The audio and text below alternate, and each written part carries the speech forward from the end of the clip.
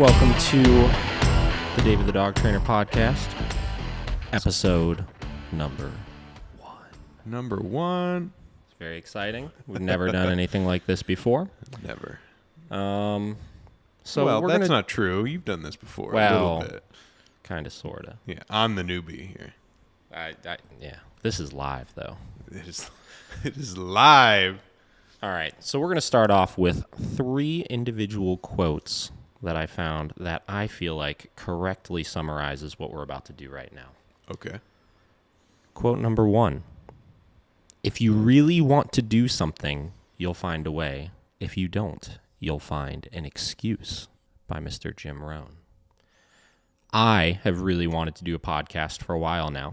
I've wanted to do one arguably for the last year and a half to 2, probably longer than that. I uploaded a very, very short, off-the-hip podcast while I was drunk, drinking wine, answering dog training questions, back when I was doing my little weekly, daily vlog. I uploaded it. It stayed up for about a week, and then I took it down, and I was like, I'm not doing this right now. I found excuses for not doing it. Yeah. Quote number 2. If you talk about it, it's a dream. If you envision it, it's possible. But if you schedule it, it's real, by Mr. Tony Robbins.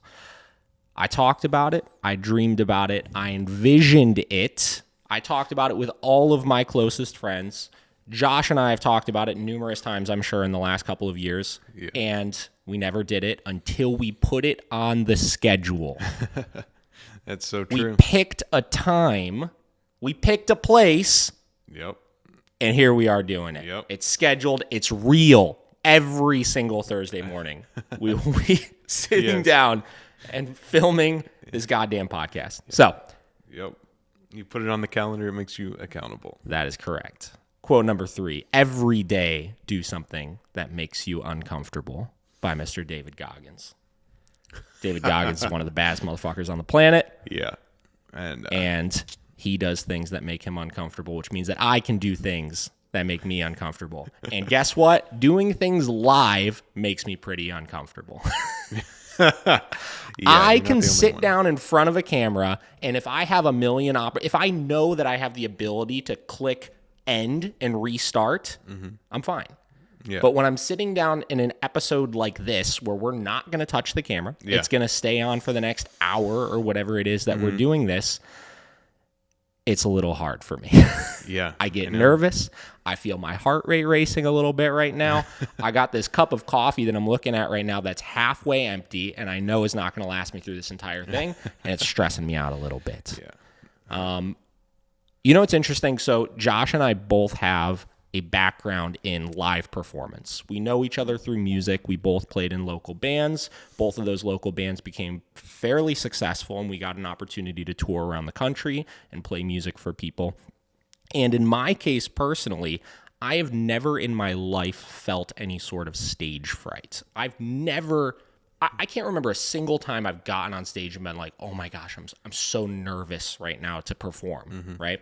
Yeah. And in my case, I think I can equate that to, I was a guitar player. So because of that, I was not the focal point of the band, right? I was able to go up there and I felt like the pressure was a little bit off. And then on top of that, because I was performing at times in front of quite a few people, I couldn't like single in on like, I'm disappointing this person or I'm performing badly for this person or whatever it is. Josh, you were a singer. Yeah. How was that for you? It's pretty great. I kind of like being the center of attention, which is very odd because I feel very uncomfortable right now with the whole live thing, like you just said. But I liked being the person that brought everything together, directed the crowd. Obviously, I said mean things to people. That was my job. So Josh was in a metal band where saying mean things to people was kind of the standard. It's the standard. You were supposed to be mean. But no, I enjoyed it greatly, surprisingly, because I'm not usually that kind of a person outside of that. But I think it's just because I was so comfortable with doing it for so long, And I think that's how we're going to get with this, is the more we do it, the more it's just going to be like second nature. Mm-hmm. So I guess we'll talk a little bit about how we got here, why we're doing this, what we're trying to accomplish with it, stuff like that. So, like I said, I've been wanting to do a podcast for a very long time.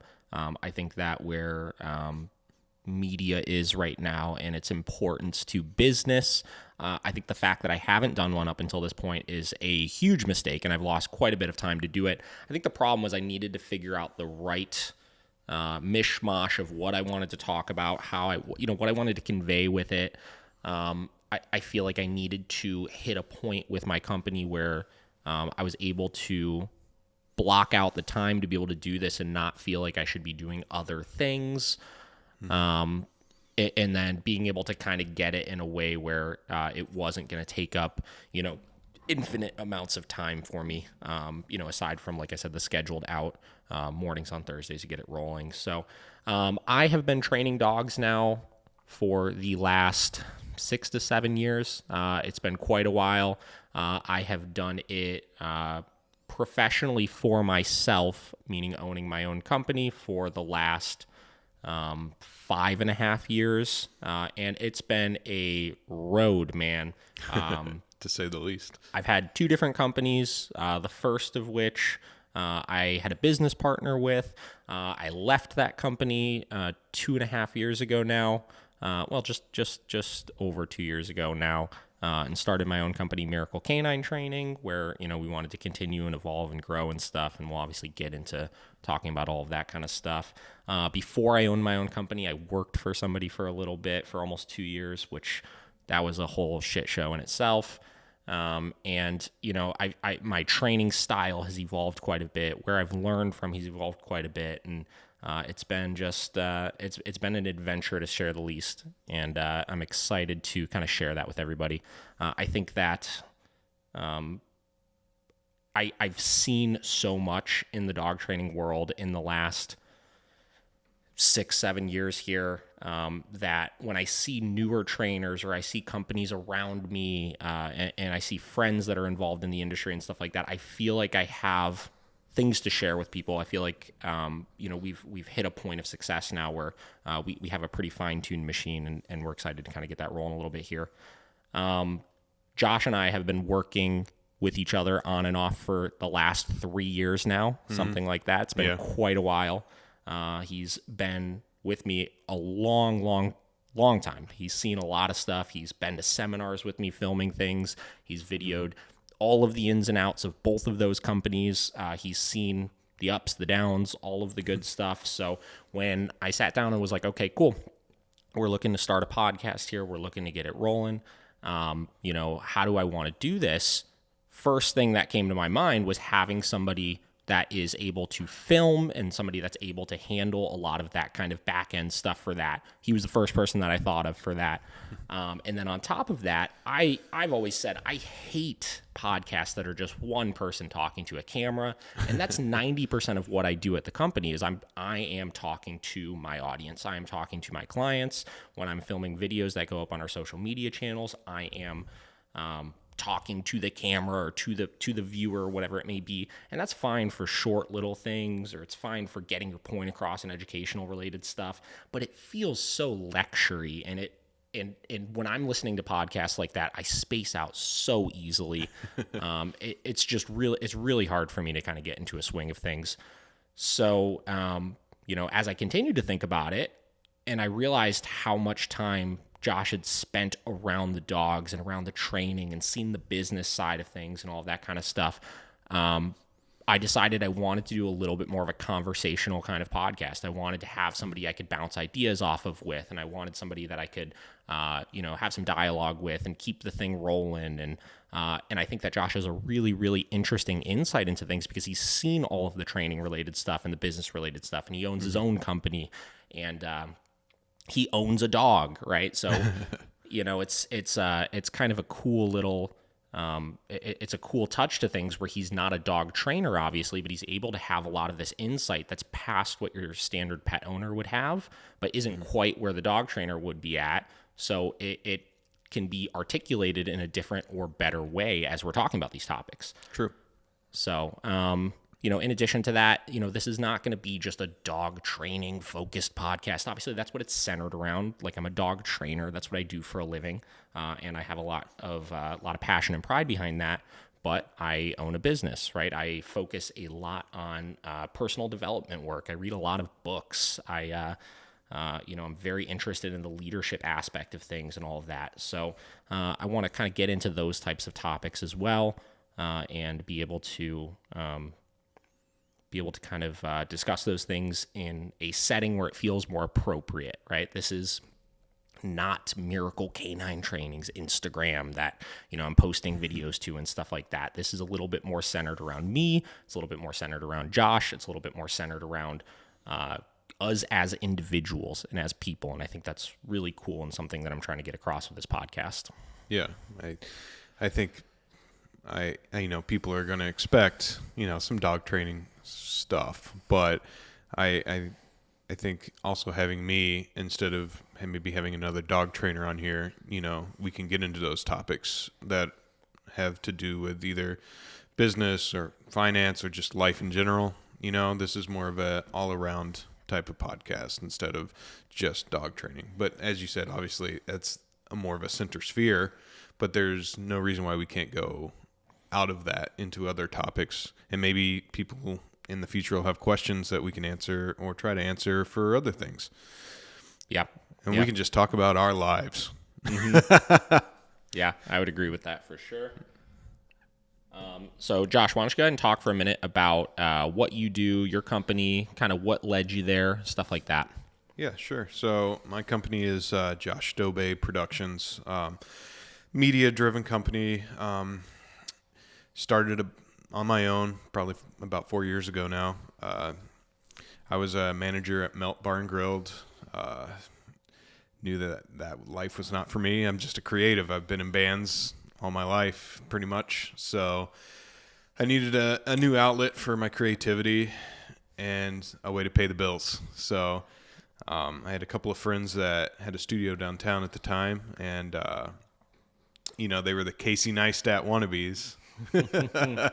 And it just seemed like such an exciting life, an exciting time to be able to create and make money off of it. So I got the credit cards out, which was the worst thing to do ever. But I bought everything I needed to start off being a YouTube vlogger, which is not what happened at all. But I started really making money in real estate, doing photography, walkthrough videos of houses, properties, and then just kind of found my way back up here in Cleveland, and David needed a media manager. And that's kind of where I really started to hone my abilities, was when I was working with him and his previous business. And I don't know, man, I just kind of was all over the place for a long time, and then I finally have honed myself down to the things that I really want to do, which is video work, product photography, and portraits.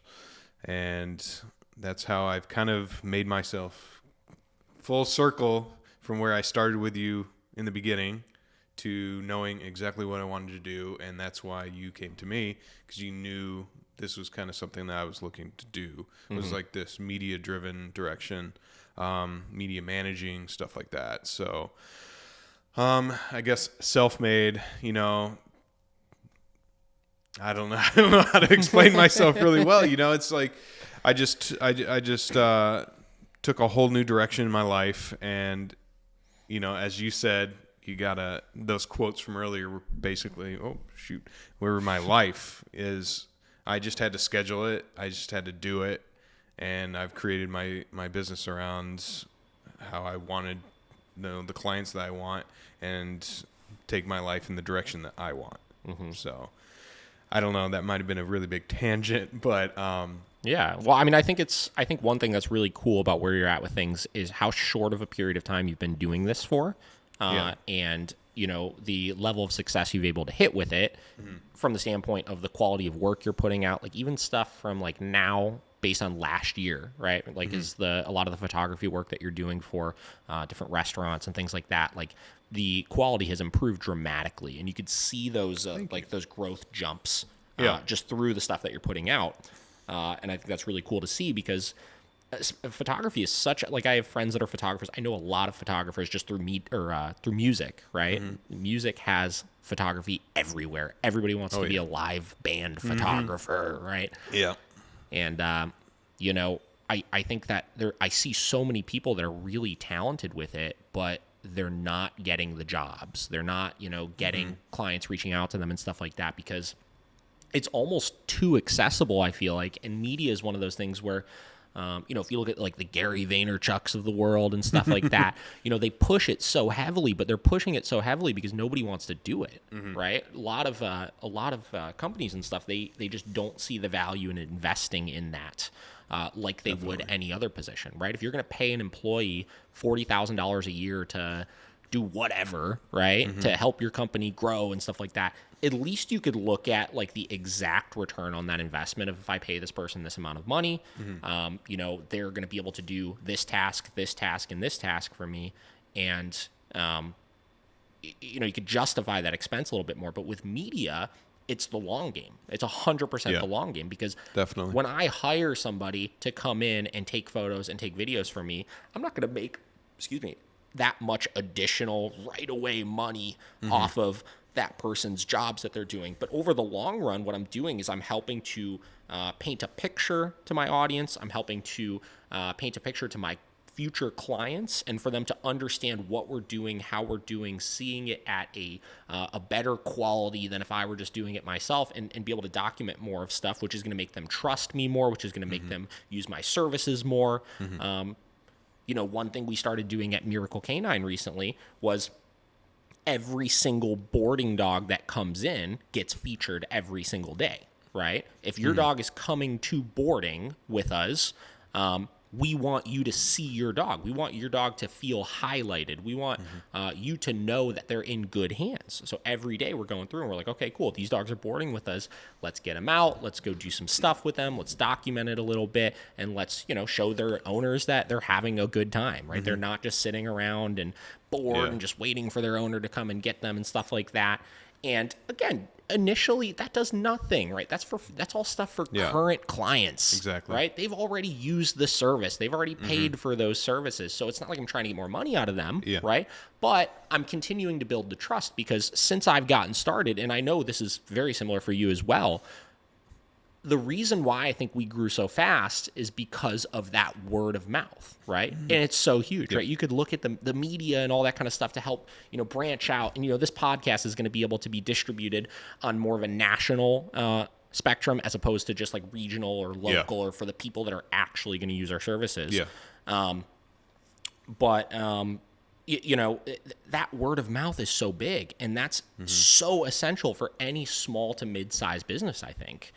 Well, I think even with, you know, this whole coronavirus epidemic, I think it's really shown people how important it is to stay relevant in people's minds. You know, a lot of the clients that I've had recently, like the Pompadour on Fairport Harbor, like we had a really good discussion. She's like, I just want to stay relevant in people's minds. So I want the media that I can keep posting out to people, because they can't come in here right now. You know, they're takeout and then very limited seating. I mean, they're a very small bar. So this has really hit them pretty hard, because, you know, you have to have the 6-foot space. So I think it's shown people a lot more that, oh, we need this presence. You know, we need this quality content to come out, and people to still know that we're here, you know, because there's so many, especially in the restaurant industry. I mean, how many restaurants can you think of right off the top of your head, you know, that are down one street, you know? And it's like you're literally competing every day for people to eat their meal at your establishment. So you have to keep yourself in that mindset, like, as you said, like for those future clients, or even with the boarding dogs, that you keep that content coming. You know, it still gives them, like, in their mind, like, oh, there's my dog. You know, it's just like you're always in people's minds, people's space, headspace, that they'll come and use your business. Yeah. So I think it's really, it's been a blessing and a curse, obviously. I'm not going to say COVID's a great thing. It's not. Sure. It's just made people realize how important it is for their advertising their product. Yeah. Yeah, I mean, it's interesting with everything going on right now. I was talking to Steve Perino. He's a sound engineer in the Cleveland area. He records obviously music, live music and bands and stuff. And he's who came over and helped me get all of this podcast equipment set up because I know nothing about any of that kind of stuff. Thanks, Steve. We appreciate you, Steve. Yes. Compass Audio, hit them up. They're great. Steve was another guitar player in my band, fantastic musician, fantastic audio engineer. But anyways, he was here and we're talking about everything going on. And I was just like, it's just wild because this whole pandemic has created and I told him, I was like, don't take this the wrong way, but it has created immense opportunity for everybody. And that opportunity is not just what you think of when you think of opportunity, where it's like, go out and do something, and, you got to take advantage of it, go work harder, and this and that and everything. But it's put so many things into perspective for everybody on a personal as well as on a larger scale, like with your businesses and stuff like that. It's put everything in perspective of the things you were doing before are changing to some extent, right? Yeah. And, you could debate all day long, how serious things are, this or that or whatever. But the fact is that right now, the way that we're living our day-to-day lives are so much different. So if you are, from a personal standpoint, just in a toxic space of not liking where you're at and hating your job and being, having anxiety and depression, all these types of things, right? It's putting that even more into perspective because you can't go out and do a lot of those things you normally would do to cope with those things. So you have to address them head on. And whether that looks like you do less and you go out less and you stay home and you work on yourself and you read and you exercise and you do all these types of things, or if that looks like you go out and you change your career path and you go do something else or whatever it may be. And then from a business standpoint, it's created the opportunity of you could see the holes in your company, right? That's so huge. You could see, what am I doing wrong? What have I leaned on as a crutch, right? What have I been just so dependent on that's worked for me in the past, whether that's from a restaurant standpoint. I feel like I know so many, like when I was living in Lyndhurst, there was this bar we would go to around the corner called Scalpers, right? And Scalpers had the best boneless wings in the city. They were so good, right? Yeah. But that place had the thing it had going for it was a fun little kind of local sports bar that had TVs on every square inch of the place and this and that. And guess what? Nobody can go there and do that anymore, right? So they got to shift. They got to figure out, okay, cool. Am I leaning too much on this as a crutch? Have I not focused on, my marketing and all this kind of stuff to get myself to a broader spectrum now that I need to do delivery and stuff? Yeah. Or I don't know if the Pompadour is like this, but I think one of the companies you were shooting for, so many of these restaurants focus on presentation of their food, right? And that's a big selling point, right? If you go to a high-end restaurant or whatever, and they bring out the plate and they got the garnishes and all the fancy stuff and everything, even though the food might be good, it's probably not that extraordinarily better. In some cases, it's that presentation that really does the selling, and that in combination with the niceness of the place or whatever it is, right? And when you're doing carry out, you can't present like that. It's not like you're gonna take a styrofoam container and do all your little swishes with your carrot sauce and stuff, right? Yeah, well, that's the Pompadour. That's what they've primarily went to because they were a fine dining restaurant, and they've made this takeout menu solely to keep people coming, and so that adaptation that you're talking about, that's what they're doing, and it's it's made them survive and profit. Yeah. Whether that's you utilize that media and you utilize photography and stuff like that to show that product better so that people can see what it's supposed to look like and make them want to go and get it, or you make adjustments and you start looking at how do I make how do I create my products or my food or whatever it is in a way where it presents well and carry out, right? Yeah. So, but anyways, long story short, media, it's so huge, right? And it's something that I wanted to make a big investment in early on, which is why I hired Josh initially and why we have another media person at Miracle now, and why Josh is here doing the podcast with us and all this stuff is because I believe in it. And over the last 3 years or so that I've really put a lot of emphasis into media, from the standpoint of having people working for me and helping with those things. I've seen my business continue to grow, right? And I've continued to see the reach improve, and I've continued to see clients come in. And it's interesting. I made a realization a couple, maybe 6 months ago or something like that. A lot of the content we're putting out on Instagram and social media and stuff like that, it's for our current clients. It's not for reaching out to new people like we were talking about. It's the video tips and the question and answers and stuff like that. It's for the people that are asking the questions, the new people or the people that are finding our page and stuff. But every single one of those helps our clients better. I have them come in for one-on-ones and they're like, I watched that one video you posted and it just hit the nail on the head with this one issue I'm having, and I started adjusting this way or this way, and it really helped. And it's so cool to see. It's been really awesome. So, looking forward to continue building on that kind of stuff. For sure. So, okay, cool. So what we're going to do here next is we're going to start getting into some more specific dog stuff. I want to talk a little bit about why I'm doing this from a dog training standpoint as well. Obviously we talked about, all of the other reasons and stuff like that, but currently we're living in this really weird time where being a dog trainer is so easy. There is zero regulations on it. And not that I think that there should be. I'm very happy that I don't have to go to Joe Schmo dog training school in order to get certified when I already know how to do all of this kind of stuff.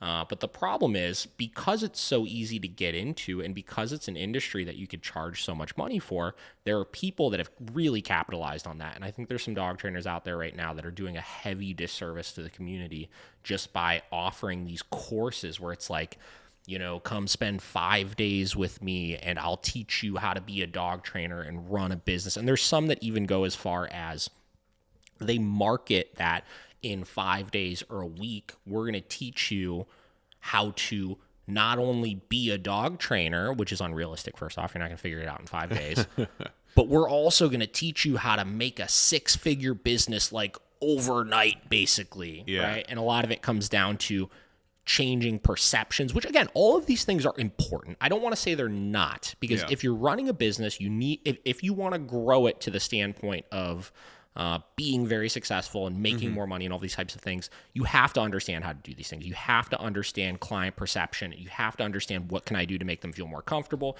And you have to understand, how do I know when to raise my prices and this and that. They're all normal business things. But the problem is they're centering it so solely around dog training for new dog trainers that shouldn't be doing that, because in the end of the day, we're in a customer service business where the client is needing a service. This isn't just this isn't just like that t-shirt's cool and I want to buy that, so like how do I sell more t-shirts to people or whatever. This is, how do I impact people's lives in a positive manner. We have people that they have dogs that are going to die if they don't get the help. We have people out there that if the dogs don't get trained properly, these dogs are going to hurt people or whatever, right? Like there's serious situations, and because you're dealing with such heavy emotions, because we live in a culture where dogs are our children right now, which we'll obviously get into that.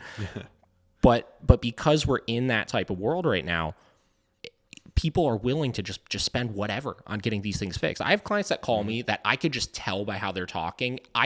You name the number, they're going to pay it if I could help them with their dog. And all you have to do is just say, yeah, I could help you with it. It's literally that easy. And it's upsetting to see that. Like I said, it's so simple for these dog trainers to get involved in that. And most of my clients that I get in right now have been to 1, 2, 3 other dog trainers before and have had little success.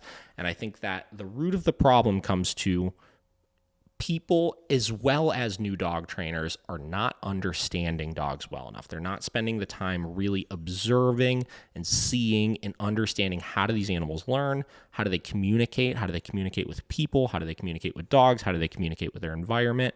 And it's very interesting to see. So, and you've obviously seen quite a bit of that being around it.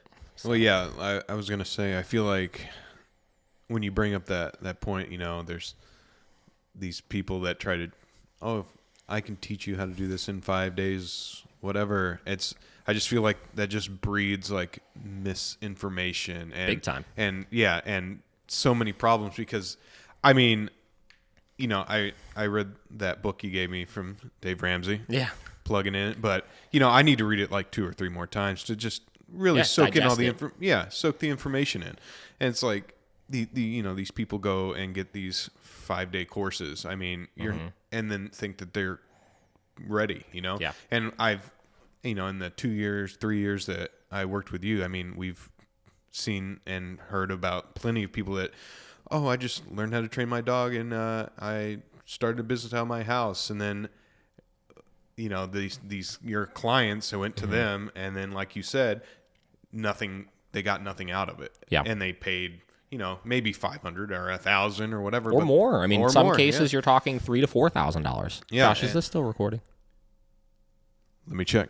All right, guys, quick 2-second intermission here to make sure the camera is still recording. We have to make sure we see a red dot. If we don't see a red dot, we're in trouble. Was it still going? It must have stopped. Uh-oh. I'll have to put a... Sorry. That's okay. I think we caught it just in time. I think I saw it go black. Okay. Well, the audio is still rolling, so we'll put a little black bar there. Sorry about that, everybody. Yeah. But we're getting we're technical difficulties. We're getting figuring this kinks out here. Yeah. We got to see how long can we record for? How long does it take before? Let me just check the audio while we're at it. Make sure we're still rolling. Yeah. Which we are. Okay, good. Wow, 32 minutes. We're rolling along. So and what happens is the more that stuff like that happens, it kills trust, right? So clients have a harder and a harder time each time trusting their dog trainer, no matter how much they look at them and think like, you really seem like you got it going, right? Like, I know that I could actually help you, right? Yep. But if they've already been burned by 2 other people before, then, they're going to come into it a little bit more hesitant, right? They're going to come into it without this like gung-ho, like, I'm ready to do this, I'm ready to work through this, because they've already tried that and they've already been promised those things before in the past. Yeah. And now they have a chip on their shoulder when they come in. Sometimes, yeah, and in some cases they do, and in some cases they're just upset, right? It's just like, like they don't have the confidence that they could work through these things, right? And again, it comes down to not understanding the dog, right? Yep. And listen, here's the thing. So, everybody starts somewhere, right?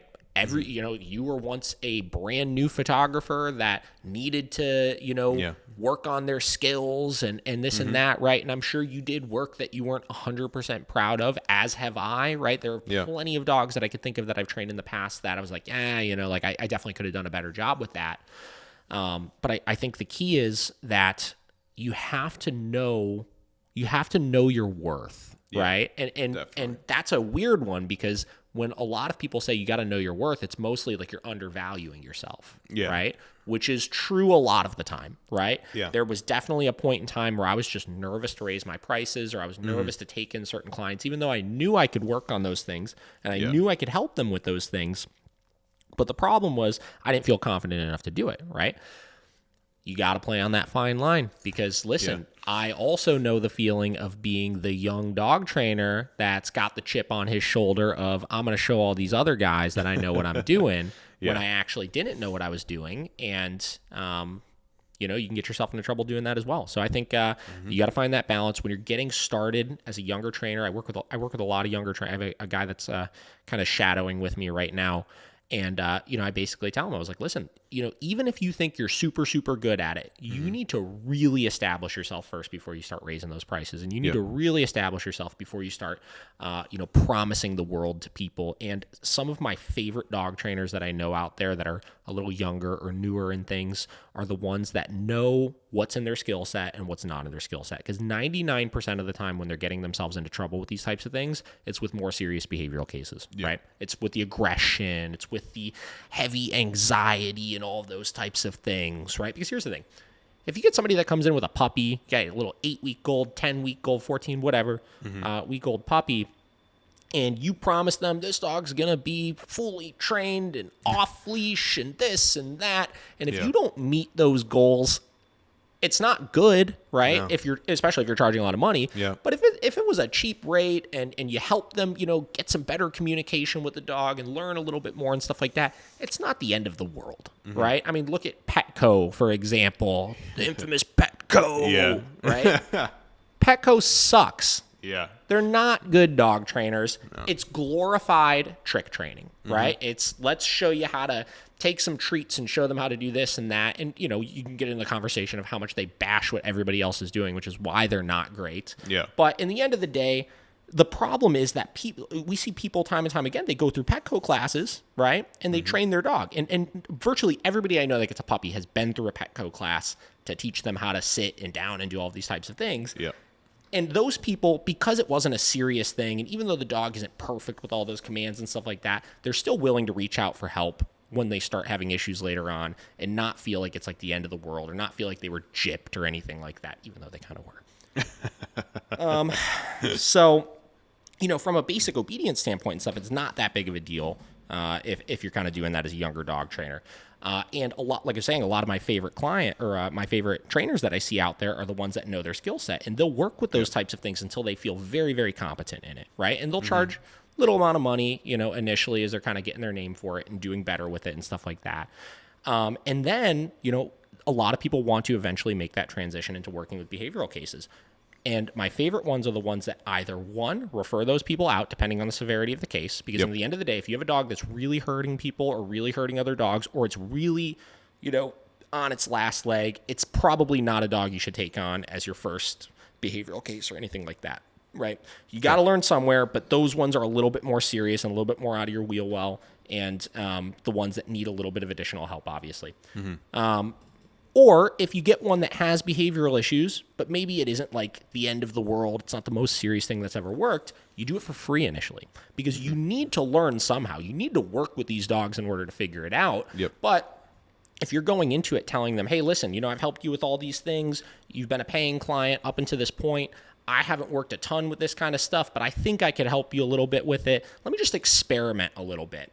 You know, let me play around with it and see if I can get you moving in the right direction. And then if I can't, then I'll refer you out to somebody. And here's the thing. If I can, then we could talk about rates. Then we could talk about, you know, how I can get compensated for this in the future, right? And you do that a lot of times. And what happens is you build trust. And what happens is if it doesn't work, that person doesn't have it in their head, oh, man, I did training. I already tried to work through this problem and it didn't work, because they know you went into it honestly of, listen, I'm not an expert at this. I haven't done this 9 million times with a ton of success and stuff like that. So I'm going to try to help you out, but if it doesn't work, I'll refer you out to somebody else. And there's so many good trainers out there that are doing stuff like that, whether it's because they're still learning or whether it's because they don't want to dive into that path. And what happens is that maintains the integrity of the dog training world. And it's so important. So what I have here is I have a couple of different questions that we get asked on a fairly regular basis. I picked 3 of them because I think that they showcase so well what I was just talking about people and trainers not understanding their dogs, right? And I think that they incrementally show how things can get worse as you don't understand your dogs, right? So I'm going to read these off, and then we'll talk about the similarities between them, and then we'll talk about actually going in and answering some of these. So, sounds good. First one is we have a dog at home, a 2-year-old lab. When out walking or hiking, she will bark at all dogs and humans. How do we work on this and build her confidence around others? Next one. I have 3 sons, ages 14, 12, and 10, who like to wrestle. Our 4-year-old Great Dane gets upset when they do, barking at them and sometimes mouthing an arm. How can I help her know they are okay and just playing? I feel like she thinks one of them is getting hurt, but they are just playing. Next one. This one's a little bit longer, and this one's a little bit more serious. Hey, David, someone suggested I contact you. I recently moved to Alaska with my year-old male setter. Once we got here, we moved in with 2 males, one I'm dating.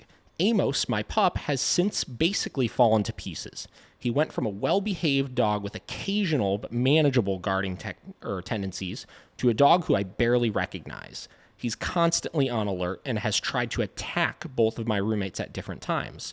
I'm trying crate training and boundaries, and he's so sensitive. I don't know what to do, and I'm scared it's going to get out of hand. So all 3 of those have a similar thing. They're all being humanized, right? So in the first one here, if I pull these up one more time. So in the first one, how do I help build her confidence around others? This is going into it with the expectation or the assumption, I should say, that the lab is not confident around dogs or humans, when in actuality, 90% of dogs, when they see other people or dogs out on the walk, they get excited and they start barking. But it has nothing to do with confidence. In some cases it does, but in most cases it has to do with just general arousal and frustration and having a lack of training and, not understanding the leash and pulling into it, and that frustration building up and turning into this reactivity and stuff like that. And looking at it as, how do I build confidence? That addresses the whole situation wrong, because if I go into this of, I got to build confidence, I'm going to go outside and I'm going to get my dog more excited because they're not confident, and an excitement suddenly equates to, confidence and stuff like that. What's going to happen is you're going to make the problem worse, right? So we got to look at this of, what is the problem? What is the dog doing because they are quote unquote not confident? Are they reacting? Are they barking? The question should not be, how do I build confidence? The question should be, how do I stop the dog from doing that? And more specifically, why is the dog doing that in the first place, instead of making an assumption of why the dog is doing that in the first place? And let me also caveat this.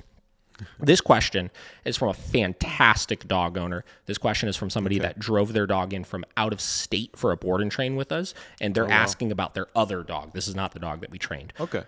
So this is a great person, right? But what I'm trying to get at here is, people don't understand dogs, and that lack of education is what's creating so many problems. And I think that lack of education, or that improper information, like you were saying, that's getting spread out there by other trainers or by just people in general thinking that they understand dogs. I mean, how many people call us and say, I've trained all 17 of my dogs in the past and this one just don't get it.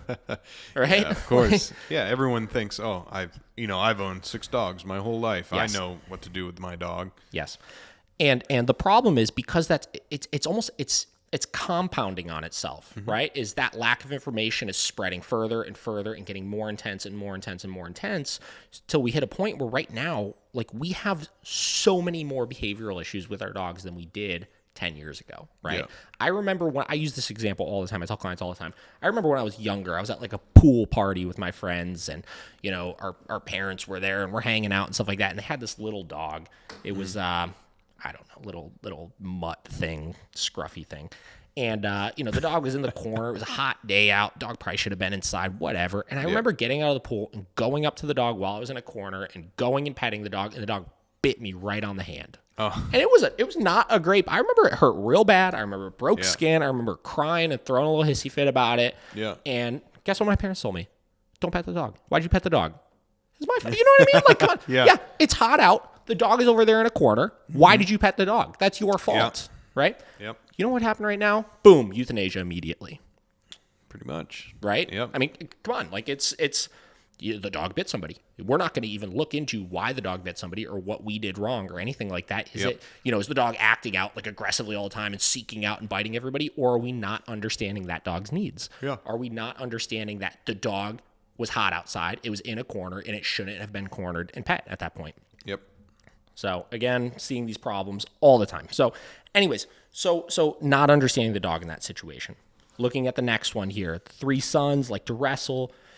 4-year-old Great Dane gets upset. Oh man, this happens too. You've seen me do this a lot of times, where I talk really fast and I forget to breathe. Yeah, you need to breathe. Breathe. I'm gonna take a couple breaths here. Okay, getting passionate here, and barking at them, sometimes mouthing an arm. And then we get to the actual question, right? They give me the information, and instead of leaving that at that, of how do I fix this problem, we get into the actual question, which is, how can I help her know that they are okay and just playing?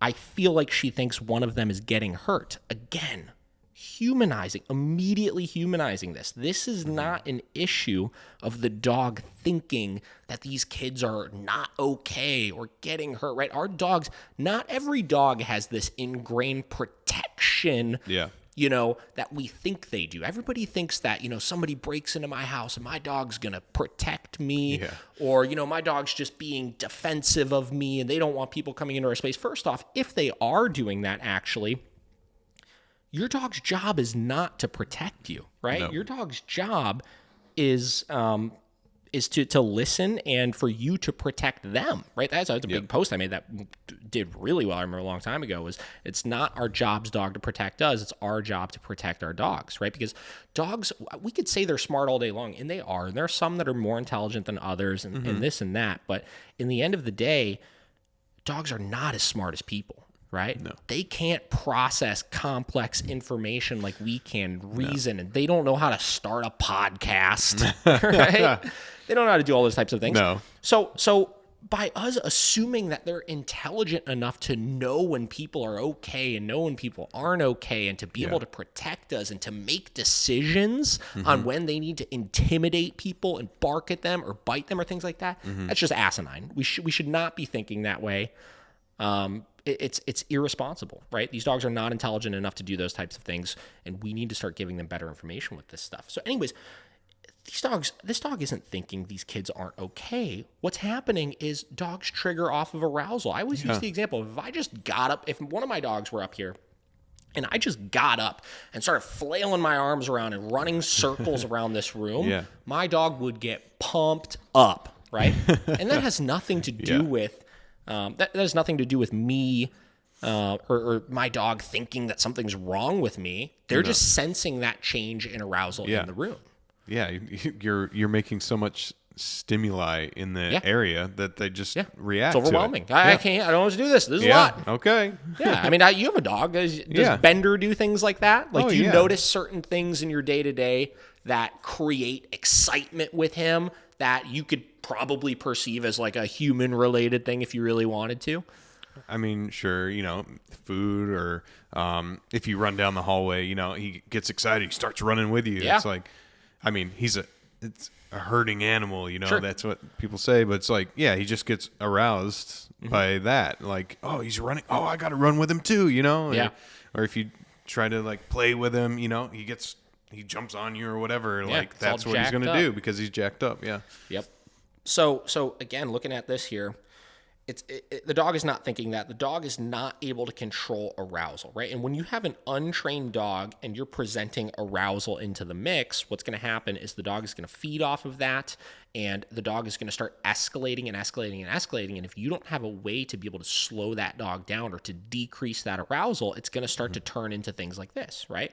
Obviously, we want your kids to be able to run around and play and have a good time without the dog going and barking at them and mouthing at their arms and stuff. So you got to figure out a way to decrease that arousal, right? That should be the question is, how do I get my dog to stop barking and mouthing at my kids when they're wrestling with each other, right? So it's rephrasing the question in a way where you can get a tactical solution here, right? Because you can't sit down and tell the dog, hey, it's okay. Joey's not getting hurt. Yeah. Joey's not going to get a black eye from this, I promise. Right? Dogs don't understand that. They just understand do this, don't do this. I always say the only two things dogs can understand is when we like what they're doing or when we don't like what they're doing. So you have to make any issue you're having with your dog black and white like that if you want to get past it. Getting into the last question here, the more serious one. We got a guy that moved to we have a girl that moved to Alaska with her dog, moved in with two guys. The dog has went from being great with occasional but manageable guarding techniques to a dog they barely recognize, attacking the other roommates at different times. And then the couple things that stand out, this is when I get questions in like this, I dissect them and I try to look at what's really standing out to me that's giving me the information that I need to know, right? So the couple things that are standing out to me are the occasional but manageable guarding techniques. Now, I always say guarding is never okay, right? Behavioral issues like these, any sort of aggressive displays are never okay because what tends to happen is when we say manageable guarding techniques, we say there are things that my dog does not like when I do or when somebody else does or whatever it may be, right? So there are these things that they don't like that I'm doing, and I have learned to not do those things so that my dog doesn't guard, right? Yeah. That's not good. That's not good. You can't adjust what you're doing based on your dog because here's the thing. Even though you could manage it really effectively and you can make sure that situation never presents itself, at some point, something will always happen and you need to get your dog to do something that they don't want to do. And because they know that certain things work, no matter how minor those issues are, it's always going to turn into a problem later on. right? And you're going to see that escalate dramatically, especially when you look at situations where you're moving into an entirely new place. I don't know where they're moving from, obviously, but going to Alaska sounds like a big change. That sounds like a big life change. Anyways, second thing that's standing out to me is I'm trying crate training and boundaries. You know what that means to me? This dog has never been formally trained. This owner has, and again, I promise I'm not trying to shame these owners here right now. I'm trying to make really tactical, usable information for people to help them understand this stuff better, because that's what we're trying to do with this right now. This person has probably never tried any sort of formal training or never even tried to set boundaries or anything for the dog, because they're under the assumption that the dog is sensitive, right? So if I set boundaries, or if I try to get the dog to do things that they don't want to do, like probably put the dog in a crate when it was 8 weeks old and the dog freaked out and they were like, this dog's sensitive, I can't have him in the crate, right? What's going to happen? They're going to stop doing those things. They're going to let the dog do whatever it wants to do. And if it's really that sensitive, this dog is likely pretty emotionally unstable. This dog likely doesn't know how to cope with any sort of stress, and has learned that these aggressive displays work when they're stressed out. You made the dog the boss. You've made the dog the boss. And the key here is you've made the dog the boss that does not have the emotional capacity to be the boss, right? Yeah. There are those dogs out there that are just so rock solid stable that you could do anything in the world with these dogs and it's not going to pose a big problem. Right? Yeah. My dog Vera, I use as an example of that all the time. She is so goddamn good with pretty much anything. Like, she's got her little quirks. Like, she likes food so much that if I leave food laying around on the coffee table, she's probably gonna try to grab it every now and then. You know, she gets really excited sometimes, you know, whatever. But I could do nothing with that dog, and I feel 99% confident she's not going to bite anybody ever. Yeah. Right? It's not going to be a big deal. She's so happy-go-lucky. She loves people. My fiance's brother has been in town for the last couple of weeks, and literally from the second she met him, like, he was staying in our guest bedroom, and she would just go in there and sleep in there with him and stuff like that. Yeah. She's just super, super stable, right? So there are those dogs out there that exist, but the problem is we'll see a lot of people, and this goes back to the conversation, we're jumping around all over the place. This goes back to the conversation of people thinking that they've trained all of their dogs, right? Yep.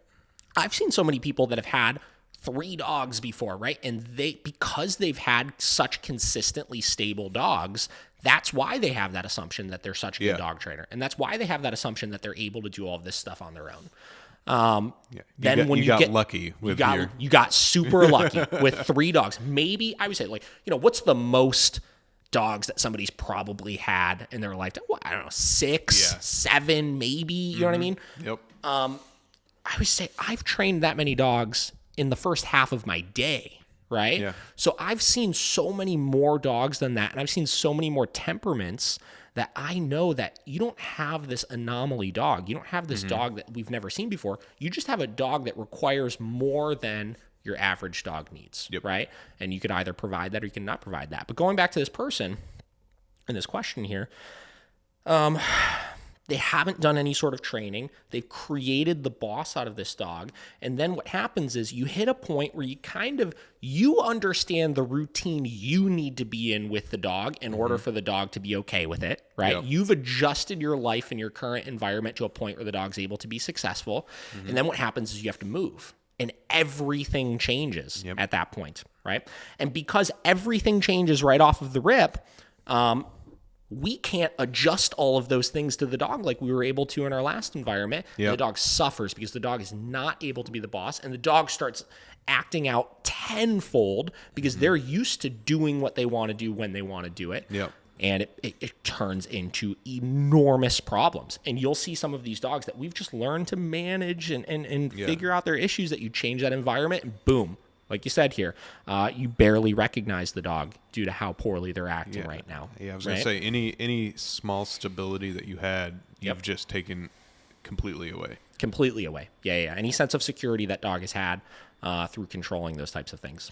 So, the root of the problem here is understanding arousal, understanding how to communicate with your dog effectively, which means understanding how to tell them yes and no in a way that they really understand, which is what I tell everybody.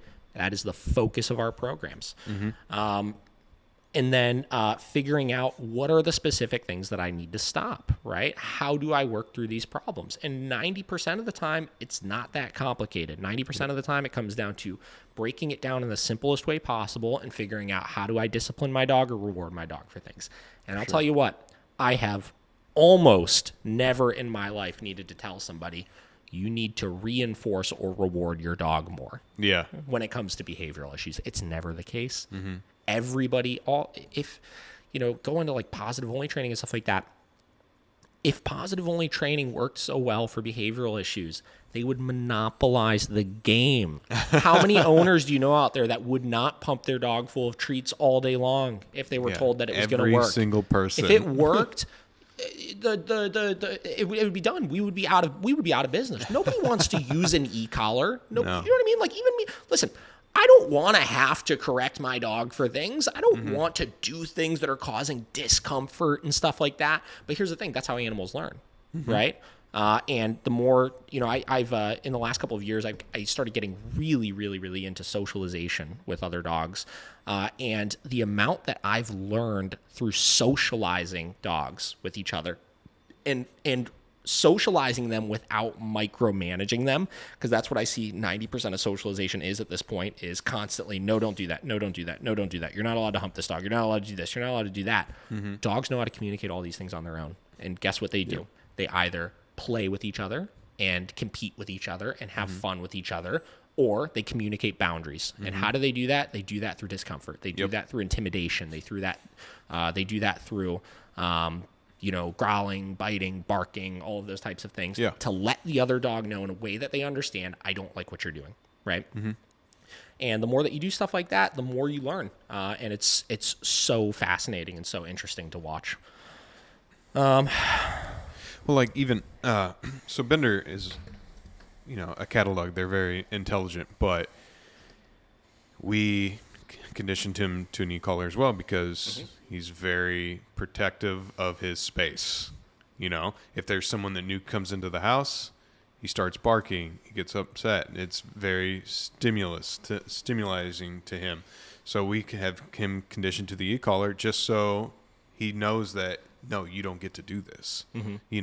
Like even the best dogs sometimes, they need that extra thing to keep them under you, so they're not the boss. Yeah. So. Yeah, I completely agree. All right, we're going to take a 5-second pee break here. Okay. So we're going to pause real quick. Pause. Right. So, yeah, like we were talking about, the arousal is the enemy. You were talking about getting Bender conditioned up to the e-collar, which is Josh's dog, obviously, being able to start doing those things. So, like I said, yeah, nobody wants to have to do that. Nobody wants to have to correct their dogs, but it is a necessity. It is something that if you're not doing it, it's gonna pose problems, right? The dog is not going to clearly understand everything that it is that you want, and you're not going to be communicating effectively like dogs do in the wild, right? Yep. So going in and looking at some of these questions and looking at, okay, cool. Well, so if we rephrase the question, how would we actually solve the problem if we broke it down that simply, right? So in the case of the 2-year-old lab walking and hiking, barking at dogs and humans, how do we work on this and build our confidence? Changing that question to how do we stop the barking? How do we stop the barking at all of the dogs and humans? Well, first and foremost, you also have to look at, is the dog doing anything else aside from barking? 9 times out of 10, if the dog hasn't been trained before, they're going to be pulling on a leash as well. And if they're pulling on a leash as well, that pulling on a leash is typically what leads to the barking. So we have to fix that problem first. So we create a clear expectation with that heel position. We teach that, which is where some of the reinforcement comes into play. Then we enforce that, which is where the punishment comes into play. So saying yes and saying no. We use the yes in order to teach behaviors. We use the no in order to punish for behaviors. Once we have that established, 9 times out of 10, the barking is going to go away. And if the barking does not go away, you do something the dog doesn't like in order to correct them for it. That can be an e-collar, that can be a pet corrector, that can be any of those types of tools. But you have to figure out, what does my dog really not like that I can implement for a correction? And here's the thing. A lot of people will ask questions about dogs that are sensitive, for example, right? Yeah. They'll be like, I can't correct my dog because they're sensitive. And I'm like, well, if you look at what is the goal is to stop a behavior. The goal is to stop the dog from doing something. If they're sensitive, that makes your job easier. That means that you don't have to use as much pressure. That means they're going to get the point the first time, as opposed to some of these kind of more bullheaded, stubborn dogs that can kind of tolerate a little bit more, and you got to correct them repeatedly for stuff because they try to push through it, and they're opportunists and all this kind of stuff. If your dog is sensitive, you can correct them so easily. My fiance's dog, Deli, is such a sensitive, insecure dog in general. That's just her personality. That's her DNA. And if she does something that I don't want her to do, correcting her is so easy. Because you even look at her the wrong way and she's like, oh, she gets all nervous and stuff. So, teach her walking, enforce your walking, correct for the barking. Next question, the 3 sons who like to wrestle, Great Dane gets upset, barks at them, mouths at arms. How do we fix that? Rephasing the question to how do I stop my dog from barking and mouthing at my kids when they're wrestling? Correction-based. You attach a consequence to a clear behavior. It should be so easy. I always say, I don't typically like when people go out and just buy an e-collar and start correcting their dog, just because if you have goals of then using that e-collar in more of a communicative fashion and teaching things with it and stuff like that, it can make the process a little bit harder later on. But honestly, like, all this perception that you're going to just ruin the dog if you do it is not true. I mean, 90% of people, if they would just go out and buy an e-collar and set it to a level that the dog doesn't care about, and to isolate 2 behaviors at a time that the dog is doing that they don't want from a behavioral standpoint. So say like jumping or biting or mouthing, right? Which are 2 common things we'll see people have. If you just get one and you just start correcting every time the dog does it, and you don't even say anything, you just tap the button when the dog jumps on somebody, or you tap the button when the dog's mouthing on somebody, and you do it at a level that they really care about, those behaviors are literally going to go away immediately. It's so easy. It's literally so easy. And, that's 90% of the problem right now. So you start correcting for the barking and the mouthing at the arm. You stop the dog from doing those things. From there, if you want to, you could add in management techniques of getting the dog to hold a bed stay or something while they're in the process of playing, when the kids are wrestling around and stuff like that, just to practice even further impulse control that's going to help the dog later on. But that's not even necessary, because 90% of the time, if the dog were not doing the barking and the mouthing, you probably wouldn't care what they're doing. You probably wouldn't care if they're laying around or doing all of those things. Then you got the more extreme example. You have the example of the dog that is attacking roommates, right? This one's a lot more complicated. This is one that you can't really, there's no easy solution for it, because this is what happens. This is what the reason why I picked this question is this is what happens once you get too deep. Once you've missed all of the opportunities of correcting the dog for mouthing and barking at your kids, and you just figure out how to manage the issue by just putting the dog in another room while they're doing it. This is what happens when you don't stop the dog from barking at other people on the walk, and instead you walk at night, or you walk in situations where you're not going to see other people, or you just pull across the street so that the dog barking and pulling, you don't lose control of them. This is what happens when all of those things build up and you don't create boundaries. With some dogs, will escalate to this point. So when we hit this point, what do we got to do? We got to backtrack. We got to start from the beginning. We have to crate train the dog. We have to set boundaries, which is going to mean making your list of the top 5 things that the dog is doing in the house from a general behavioral standpoint. When I get people that call me with like questions like this, usually the first thing I ask them is like, okay, well, outside of the aggression that you're seeing, what behavioral issues does the dog have? Because 9 times out of 10, they're barking out the window. 9 times out of 10, they're leapfrogging all over the furniture in the house whenever they want to. 9 times out of 10, they're jumping on you or guests. 9 times out of 10, they can't be in a crate without losing their mind. In this case, the kind of minor but manageable guarding issues, there's so many things right there that we need to work on before we even worry about having this dog around new people right now, because you got to take your step back and you got to address those things first. You got to create consequences for the jumping, create consequences for being on the furniture initially. You got to create all of these different things. And that's the only way that you're going to be able to get over those types of issues. And as you work through those things, and it shouldn't be the longest process in the world, but once you get that dog into that compliant state of mind, then you start the process of reintroducing them to new people or your roommates or whatever it may be in a controlled fashion. But these are these things that people should be looking at ahead of time before moving into a new situation. If you don't have the ability to communicate with your dog and you change environments, you run a risk of it going really poorly. I usually tell everybody, if you're moving, like a lot of people that sign up for board and trains with us, they'll say, I'm moving into a new house. And I was like, okay, great. Well, let's get that training done before you get into the house, or let's get that training done while you're in the process of transitioning to the new house. So when the dog comes home from the board and train, you're going to be able to successfully successfully integrate them into that house without feeling like you can't communicate if the dog starts doing any of these things. If the new neighbor spooks them and they start reacting at the fence line, do you have the communication to be able to establish that and address that if it comes up? Yeah, and I think people need to realize too, especially like the Alaska case, is you're peeling back all these layers that have been put on from all these years or however long you've had that dog, that he's been able to have free range basically. So it's not going to ever be immediate because you have so much that you have to pull back and slowly work in with your dog, you know?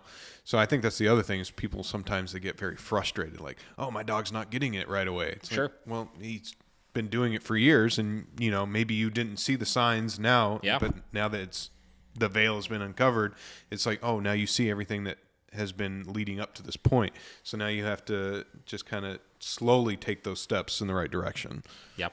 Yeah, that is huge. Is understanding with different dogs the process is going to be longer or shorter than others. Now, again, it shouldn't be super super long, but you know, if we're working with a young dog, like a year-old dog, a 2-year-old dog that's jumping, it's not that strongly ingrained of a habit. But if we're working with a 9-year-old dog, you know, that dog is going to be a little bit more, when we first correct them for that jumping, they're going to be like, what the heck?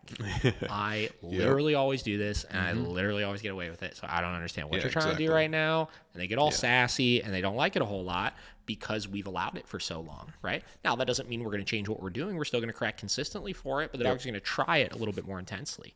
And that's where you get into the conversation about age, and age is fairly irrelevant, right? I'm not worried that, you know, older dogs can't learn or things like that. The only issue is with age is that as the dog gets older, those issues that they're having become more and more ingrained and more habitual to them, right? You know, if you've been smoking for 5 years or 10 years or 20 years, quitting is going to be much harder than if you only have been smoking for 5 months, right? Exactly. So, because it's such a strong habit. So, and then you figure, you know, a lot of these aroused behaviors that dogs have, they're super, super self-reinforcing, right? They feel good to do those things.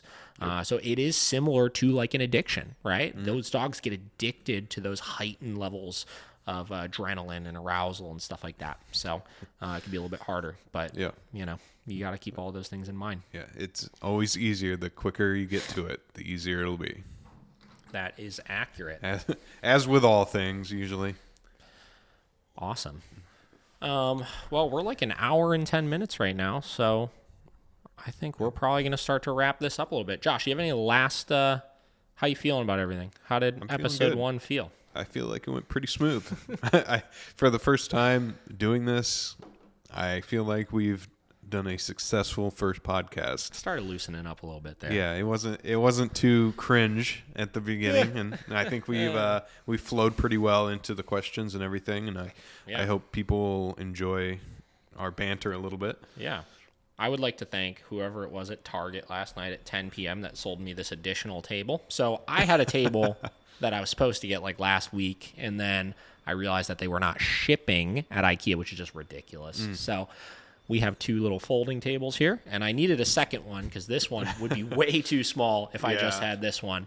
So I go to Target at like 10 p.m. last night, right before they were closing, and the girl looked at me. She's just like, you got a table emergency tonight? I was like, actually, I kind of do have a table emergency. So this is a pretty jerry-rigged little setup we got going, but I promise it'll look nicer as we go. Don't mind the holes in the walls and all that stuff. We only have one camera angle. We'll be improving on that next time as well. It's going to get more legit. We just got to get the first one under our belt first. So, this was good. I'm excited about it. The important step is that we did it. We did it. We scheduled it. Yeah. Awesome. All right. So places you could follow us. You could find me on Instagram at either David the Dog Trainer or my company page, Miracle Canine Training. Facebook, you could either search me personally, David Turpak. I have a business page. or you could follow my company, Miracle Canine Training. And then if you're interested in dog training services, phone consults, things like that, you can hit up my website, miraclecaninetraining.com. And we do all sorts of virtual consultations. We do all sorts of, obviously, in-person training, board and trains, one-on-ones, daycare and boarding, which are client exclusive. And we will be creating an email specifically for this podcast where you could send in questions, requests, things to talk about, stuff like that. I'm really excited for the next couple episodes to start having more guests on. We have actually 2 more microphones, so we are set up to be able to have up to 4 people on this show at once, which I think can get really fun with us. I'm pretty excited to do that, to get some more people on it. And then, I really want to just kind of start explaining a little bit more of this dog training side to people. So we'll start getting into passages from dog training books we could read on here and then talk about, and other kind of business and personal development related things. So I'm pretty excited for it. Josh, where can they find you? You can find me on Instagram at Josh Dobay Productions, and then my website, if you want to look at my work or contact me if you need any work done, is www.joshdobayproductions.com. Very cool. Josh, what's the next week have in store for you? You got any big projects you're working on? Nothing really. This is kind of like the podcast, the big one. Yeah. Now we got to figure out the process of getting it all uploaded. Exactly. Getting it edited, uploaded, figure out all the channels and avenues that we have to go through. So very exciting. Yep. Alrighty. Well, 1 hour, 12 minutes. Very excited. We're going to end that on that. This was the David the Dog Trainer Podcast, episode number 1.